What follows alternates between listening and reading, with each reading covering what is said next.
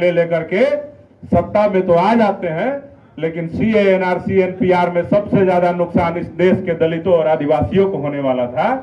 उस कानून के फायदे और नुकसान कोई समझा नहीं, लेकिन चंद्रशेखर आजाद ने जब उस कानून का बढ़िया से अध्ययन किया तो उन्होंने देखा कि सीए और एनआरसी एनपीआर में कागज मांगने की बात हो रही है कि जिनके पास 1972 के पहले का 75 के पहले का खतियान होगा, जमीन होगा, उन सबको इस देश में रहने दिया जाएगा, उनको भारत का नागरिक माना जाएगा। जिनके पास नहीं होगा उनको डिटेंशन कैंप में भेज दिया जाएगा, यानी कि जेल में भेज दिया जाएगा।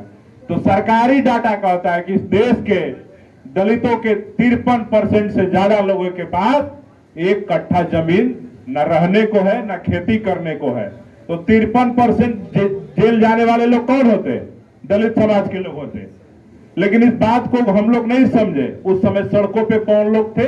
मुसलमान सड़कों पे थे, मुसलमानों को डराया जा रहा था। लेकिन उस सीए और एनआरसी और एनपीआर होने के बाद इस देश का 53% एससी एसटी समाज और ओबीसी समाज के जो लोग आज भी सड़क किनारे, तालाब किनारे, झुग्गी झोपड़ियों में रहते हैं, जो नहर किनारे रहते हैं, जिनके पास अपना रहने के लिए एक कट्ठा एक डिसमिल भी जमीन नहीं है, वो लोग जो झोपड़ी बना करके रहते हैं। और बिहार में भी जो नीतीश कुमार जी की सरकार है, ये सरकार भी कभी कभी अलग अलग योजना के नाम पे, जल जीवन जंगल हरियाली यात्रा के नाम पे, कभी किसी योजना के नाम पे, किसी पंचायत भवन बनाने के नाम पे, कभी कोई भवन बनाने के नाम के उनके झुग्गी झोपड़ियों को तोड़ दिया जाता। मैं कल पटना में आया हूँ, मेरी तबीयत खराब थी, मैं घर पे था।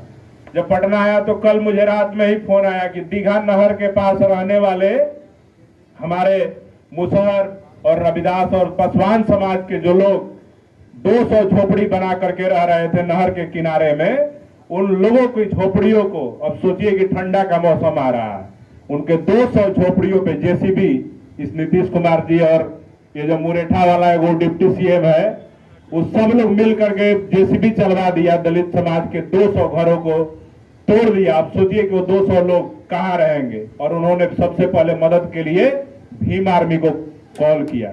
ये आपकी ताकत है। आज तक मेरे नेतृत्व में बिहार में कोई भी न्याय की लड़ाई लड़ी गई हो, उस लड़ाई में हम लोगों ने सफलता अर्जित किया है, कभी विफल नहीं हुए हैं। नवादा के घटना में जब मेरे संज्ञान में आया, सबसे पहले मैं वहां नवादा पहुंचा, वहां पे हमारे टीम के लोग पहुंचे। जब वहां पुलिस भी नहीं पहुंची थी, मेरे भाई बता रहे थे, वहां पे पुलिस से पहले भीम आर्मी के लोग पहुंचे थे और अपने लोगों को राहत सामग्री उपलब्ध करवा रहे थे। वहां पे जब मैं गया तो मैं देख रहा हूं कि पैक्स के गोदाम में, जिनके घर जले हुए हैं, पैक्स का गोदाम में इतनी बदबू थी कि उसमें इंसान तो दूर की बात है, एक जानवर को भी अगर 24 घंटे रख दिया जाए तो मुझे लगता है कि 24 घंटे के बाद वो दम तोड़ देता, वो जानवर भी मर जाता। उस पैक्स के गोदाम में जिनके 34 घर जले थे, उन सबको रखा गया था।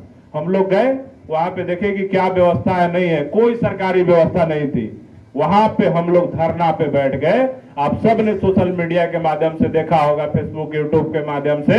और हम सब के धरना पे बैठने के बाद नवादा के डीएम और एसपी को हमने बोल दिया कि जब तक आप नहीं आइएगा और इन लोगों के लिए रहने के लिए बढ़िया व्यवस्था नहीं कीजिएगा, खाने के लिए बढ़िया व्यवस्था नहीं कीजिएगा, इनके कपड़े की व्यवस्था नहीं कीजिएगा, क्योंकि सबके घर जल गए थे। महिलाओं के साड़ी, बच्चों के छोटे छोटे कपड़े, बुजुर्गों के लुंगी धोती, जो भी गमछा होता है, सब कुछ जल गया था। जानवर भी जल गए थे, चावल गेहूं सब जल गया था।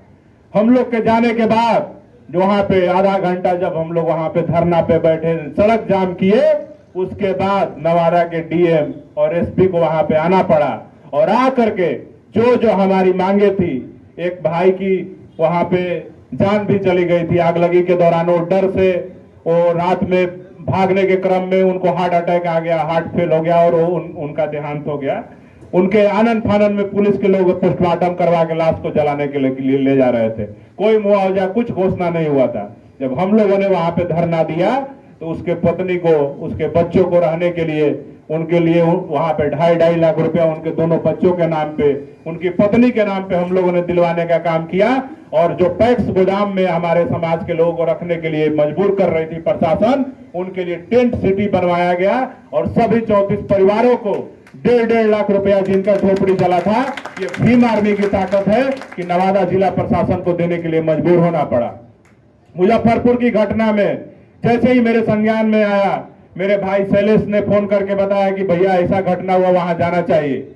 मैं उसी समय आरा से लौट रहा था, मैं लाइव आकर के बोला कि कल मैं मुजफ्फरपुर आ रहा हूं और मैं आपको बता रहा हूं कि हमारे समाज के लोग, मेरे बहुजन समाज के भाई इतने हमसे प्यार करते हैं कि वहां हजारों के संख्या में, मैं रात के 12 बजे लाइव आया था और अगले दिन 10 बजे हमारे भाई हजारों की संख्या में पारू पहुंच करके लालू छपरा गांव में हम सब के लिए वहां पे पहुंचे हुए थे और हमने पारू में जो पीड़िता रूपा थी उसके परिवार से मुलाकात किया और वहां पे जाकर के डीएसपी पुलिस के लोग हमारे आगे हाथ जोड़ रहे थे, माफी मांग रहे थे, लेकिन हमने अल्टीमेटम देकर के आए थे कि 3 दिन के अंदर अगर जो संजय राय अपराधी है, जो पारू में जो रूपा का बलात्कार करने वाला है, हत्या करने वाला है, अगर 3 दिन के अंदर उसको अरेस्ट नहीं किया गया, उसके घर की कुर्की जब्ती नहीं किया गया, तो चौथा दिन मुजफ्फरपुर में ऐसा कोहराम भीम आर्मी मचाएगी कि जो जिला प्रशासन के लोग, एसपी कार्यालय में, डीएम कार्यालय में बैठे हुए लोग हैं, वो अपने घर से और अपने कार्यालय से छोड़ करके जिला भागने के लिए मजबूर होना पड़ेगा। मैं आपको बता देता हूं कि हमारे 3 दिन के अल्टीमेटम देने के बाद आप सबको पता है कि भीम आर्मी से बड़ा इस देश में आज भी बहुजन समाज का कोई संगठन नहीं है। भीम आर्मी के 3 दिन के अल्टीमेटम देने के बाद मैं बता दे रहा हूं कि 48 घंटे के अंदर ही उस जो अपराधी था उसके घर का कुर्की जब्ती हो गया। ये भीम आर्मी की ताकत है और आप सबकी ताकत है। और 48 घंटे के बाद ही, कुर्की जब्ती के बाद, वहां के जो जिले के एसपी है उनका फोन आ गया मुझे कि अध्यक्ष जी, जो अपराधी है उसको आइडेंटिफाई कर लिया गया है, वो बंगाल में सिलीगुड़ी के आसपास फरार है और हमारे एसटीएफ के लोग उसको नजर बनाए हुए हैं। उसको 12 घंटे के अंदर मुजफ्फरपुर लेकर के वो लोग पहुंच रहे हैं। अभी दूसरा कोई आंदोलन या कोई कार्यक्रम नहीं करिएगा। मैं आपको दावे के साथ कहता हूं कि संजय राय को 12 घंटे के अंदर पकड़ करके, कुर्की जब्ती के बाद एसपी का फोन आया था मुझे, मैं उसको लेकर के मुजफ्फरपुर आ रहा हूं।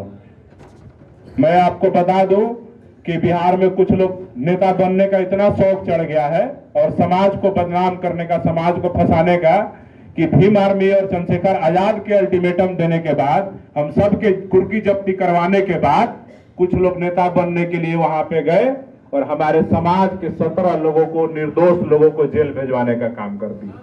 ये बहुत शर्म की बात है। मैं मुजफ्फरपुर में जाकर के जेलों में उनसे मिला।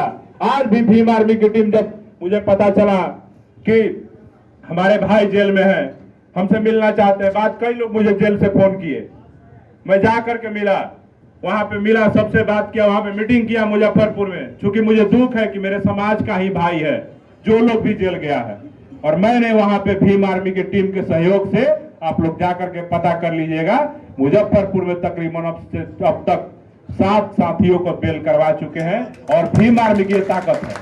और जो लोग नेता बनने के लिए वहां गए थे वो तो खुद भी जेल में बंद हो गए।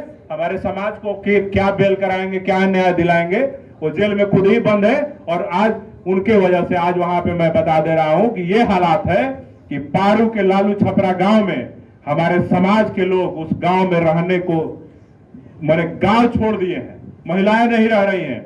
इतना बदनामी हुआ है कि वहां पे अगल बगल के जो अपराधी था उसकी जाति के लोगों ने हमारे समाज के ऊपर इतना टोंट कसा है, और महिलाओं पे, छोटी छोटी बच्चियों पे जो स्कूल में पढ़ाई करती थी, उनको पढ़ाई करने जाने के दौरान उन पे टोंट किया जाता था, उन पे छेड़खानी किया जाता था, और वो लोग गांव छोड़ने को मजबूर है। तो ऐसी नेतागिरी हम लोग को नहीं करना है। भीम आर्मी अपने समाज के मान सम्मान की रक्षा के लिए जानी जाती है, न कि मैं ऐसा कोई काम कर दूं किसी गांव में जाकर के कि भीम आर्मी की वजह से मेरे गांव के बहनों को दिक्कत हो जाए, मेरी माताओं को दिक्कत हो जाए और उनको गांव छोड़ने के लिए विवश होना पड़े। आप लोग नहीं जानते हैं तो मुजफ्फरपुर के लालू छपरा गांव में चले जाइए, और वहां पे मैं उस परिवार के, रूपा के माँ और तमाम जो लोग हैं वो सब लोग गांव छोड़ करके भागे हुए थे। लेकिन फिर मैं उनसे संपर्क किया और उस गांव में फिर से मैं लालू छपरा में वहां के डीएसपी को और एसपी को फोन करके बोल दिया हूं कि जितनी गिरफ्तारियां करनी थी कर लिए, 16 लोगों को जेल भेज दिए, 150 अज्ञात पे FIR किए हैं, लेकिन 16 के बाद अगर 17वां गिरफ्तारी अगर किसी भी लालू छपरा गांव या किसी भी बहुजन समाज, दलित समाज के मुजफ्फरपुर जिला में गिरफ्तारी उस मामले में जो एफआईआर आपने दर्ज किया है, अगर कर दिया तो मैं आपको बता देता हूं एसपी साहब कि हम लोग भीम आर्मी वाले लोग हैं। हम लोग गोली लाठी डंडे से डरने वाले लोग नहीं हैं। क्योंकि हमारे नेता जगदेव प्रसाद ने एक नारा दिया था, बिहार के सबसे बड़े महापुरुषों में मैं उनको देखता हूं कि पहली पीढ़ी के लोग मारे जाएंगे, दूसरी पीढ़ी के लोग जेल जाएंगे और तीसरी पीढ़ी के लोग राज करेंगे। तो हमारे जो नेता हैं चंद्रशेखर आजाद जी जगदेव प्रसाद के नारे के कॉम्बो हैं।